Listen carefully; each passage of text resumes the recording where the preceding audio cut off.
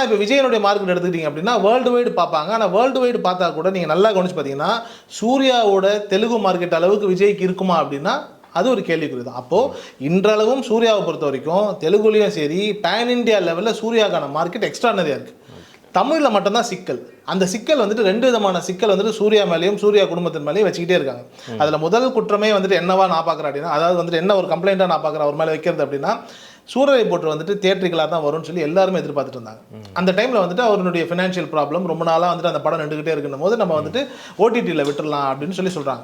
இப்போ அந்த கொரோனா டைமில் 2 பெரிய படம் வந்துட்டு லாக் ஆகிருந்தது. ஒன்று சூரரை போட்டு, இன்னொன்று மாஸ்டர். ஸோ விநியோகஸ்தர்கள் தேட்டர் உரிமையாளர்கள் எல்லாருக்கும் என்ன அப்படின்னா இந்த 2 படமும் வரும். கிட்டத்தட்ட ஒரு வருஷம் 2 வருஷமாக மூடி இந்த தேட்டருக்குலாம் வந்துட்டு ஒரு புத்துணர்ச்சியாக இருக்குங்கிற மாதிரியான ஒரு எதிர்பார்ப்போடவே வெயிட் பண்ணிட்டு இருக்காங்க. திடீர்னு சூர்யா வந்துட்டு இல்லை இந்த படத்தை வந்துட்டு நான் வந்துட்டு ஓடிடியில் கொடுத்துட்றேன் அப்படிங்கிறாரு. அடுத்து ஜெய்பீமா அதே மாதிரி ஆயிடுதுங்கிற இந்த ஒரு சூழல் இருக்கு இல்லையா, இது வந்துட்டு விநியோகஸ்தர்களுக்கு வந்துட்டு ஒரு இரிட்டேஷன் ஆகுது.